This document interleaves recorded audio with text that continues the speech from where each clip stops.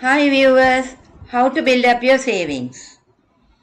Savings means setting aside an amount regularly to build up a capital for your longer term needs.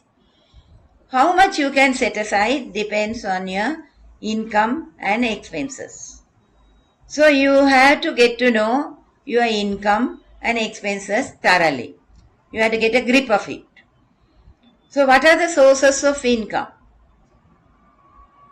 Because when you maximize your income and reduce your expenses, your savings amount also will increase. That means that future capital will be large. So you have to calculate how much income I am getting, how much expenses I am spending, and what's the amount I can save. For that, where will we begin with? We can do a budgeting. Budget is a tool that will help you to save. And the savings, mind you, is a habit. You have to form a habit of savings. Otherwise, you will be spending everything, whatever you are getting, and you won't save anything, and there is no future capital. So what are you going to do? Then you collect your sources of income. What is your sources of income? We'll see. What is your sources of income? Your source can be employment, or you might be doing a small business, or your spouse also might be working. You might be having your ancestral properties. From there you are getting income. Something like your father has left houses for rent and you are getting rental income from them. And your grandfather has left an estate for you, and from there producers are coming and you are selling it and getting an income. So you have to collect all what you are getting as an income. And the savings is a habit. I told you savings is a habit. However much your income comes in, you can control your expenses and save a little. That is a habit. You have to make that as a habit. So I am focusing this video for middle class people. Because if you are too rich, there is no need for savings because you will have income and you can have freely, you can spend. You can freely spend if you have enough money. If the money is a scarce source, that is for the middle class people every time it happens. So they are the people who has to depend on savings for their future needs, and they have to make it a habit to save it. So budget is a good tool. What can you do? Budgeting means what? Budgeting means, first of all, plan out your expenses and income. Income, you know what are the sources now. So the total income for a month, you know how much you are going to get if it is a regular income. And what is the expenses for a month, you can plan out and you can calculate. You know exactly what you are paying every month.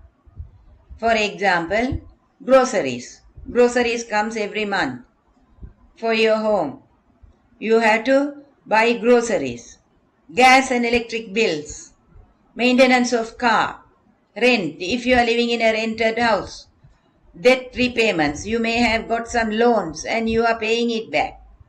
Credit card purchases. You may be regularly purchasing in credit card and you will have to pay it regularly. Medical expenses. Then maintenance of your own house. If you are living in your own house, it is not free. You have to pay your maintenance. Regular maintenance is necessary to have a good home. Then your children's education, entertainment, travels. All these things are there in your list for the expenses. You might be having entertainment once or twice a month, or once in twice a month, going for a movie or going for a hotel stay or going on a holiday abroad. All these things are entertainments for you. These entertainment expenses also there, you have to spend. Once in a way, you have to take your family out. That happens. So plan out all your expenses. How can you plan out and reduce your expenses? That is another question. What we can do is, first of all, you can cut your unnecessary expenses. You can cut your unnecessary expenses. There can be unnecessary waste. For example, you can buy clothes. You can buy clothes frequently. Or you might go out and dine out frequently. Do you want it every time? Do you want every time? You just think whether you need it frequently. You can cut down because your mind is in increasing the savings amount. So you have to increase the savings amount. So you are cutting down the expenses. Pay your bills on time. Don't allow it to overdue. Don't allow it to go overdue, because overdue interest you might have to pay, late payment interest you might have to pay. So these things are wastage. Unnecessarily you are wasting your money because you are paying it late. That is a discipline that you have to maintain. Before the due dates you have to pay the bills. Then try to cut out unnecessary expenses. Frequently, if you feel unnecessary, frequent dining out or going for parties, all these things are unnecessary and you can cut down, Then save electricity and gas. You can do that. You can switch off excess lights, or you can switch off AC if it is a cool weather. You can use alternative for gas. You can see the combinations and bring it down. And as I said earlier, don't buy excess clothes. Excess clothes are a waste because it will go out of fashion, number one. Number two, it will deteriorate if you keep it in storage for a long time. So these things are a waste. So whatever necessary, you buy. And you can make use of these discounts also, bulk purchase discounts. That is, when there is festival, these shops gives you bulk purchase discounts, 25%, 50%. So if you can buy something like that, you buy it and keep it for your need. So like this, you can reduce your expenses. So you have calculated your income, and if you want to enhance your income, you can do part-time job if you are the only person who is working in your family. But the part-time work, there is a danger in that. When you are working continuously, you will be stressed out. Your burnout limits goes up. So that is a difficult part and that is quite dangerous. You have to maintain your health, so think about it. Your mental health and physical health is important for you. So balance it and go for a part-time job. And then what you do? You have calculated your income. You have calculated or planned out your expenses. You are cutting down your expenses. Then save. Now save. At least 20% is a discipline. At least 20% of your monthly income, if you put aside for your savings, it is good. This is minimum 20%. If you can maximize to 30% or 40%, that is well and good. So what you can do is regularly save and build up a capital. When you build up a capital, don't get tempted to spend it. And you should remember, you should not overspend also. That means you don't borrow and spend. That is also dangerous because your borrowing will one day put you in trouble. So borrowing you have to balance. I don't say that not to borrow. Borrow it carefully, and balance it carefully and build up the savings on the other side. 20% you can save minimum, and if you can maximize it, you maximize it. And gradually build up the capital, and when the capital comes to a substantial amount, for example 5 lakhs or 1 million, try to invest that. Try to invest that in some institutions. You can in Sri Lanka, if you are living in Sri Lanka, in banks you can get a fixed deposits. Bank fixed deposits gives an interest. It is low, but still you get an interest. There are places where you can get higher income other than banks. Something like treasury bills. It's one way of doing it. If it is more than 1 million. In unit trust, there are unit trust you can find and invest it. They will give you more than the bank rate. And the reputed finance companies. And even share market you can think about if you are knowledgeable. It's a little bit tricky, but you have to be careful.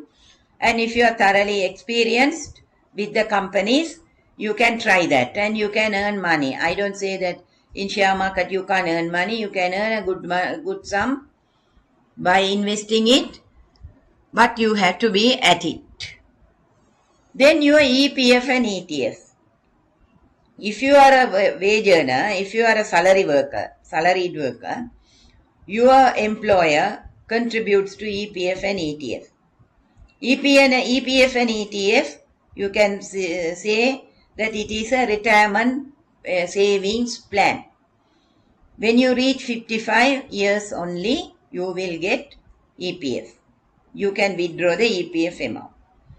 You can withdraw ETF once in 5 years.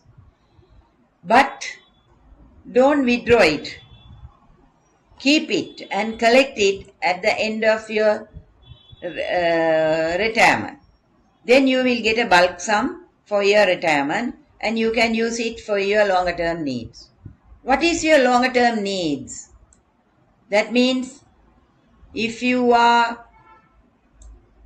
a middle class salaried earner and you have children, then children's marriage, their higher education, or you want to purchase a car, or buying your own house at that time. All these years you have lived in a rented house. So, in addition, for retirement and old age medical expenses, it is very important. Because at the time of your retirement, you might be having needs for your children's wedding or your medical expenses, etc. But you can't depend on your children. Children are adults now and they have their own family and settle down.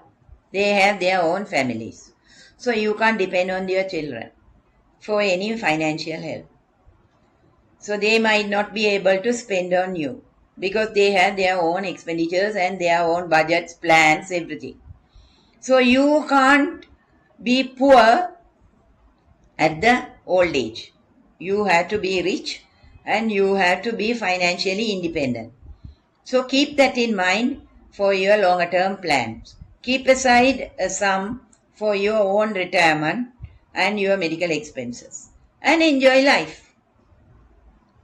Plan your cash flow. Plan your savings, plan your expenses, and build up your capital, generate income from capital. One thing I want to tell, when you are generating income from all your savings, don't get tempted to spend the income also. If you are still working, reinvest it.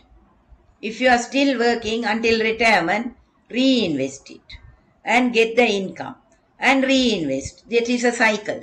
That you reinvest and generate the income and then reinvest. That's how you can build up the capital.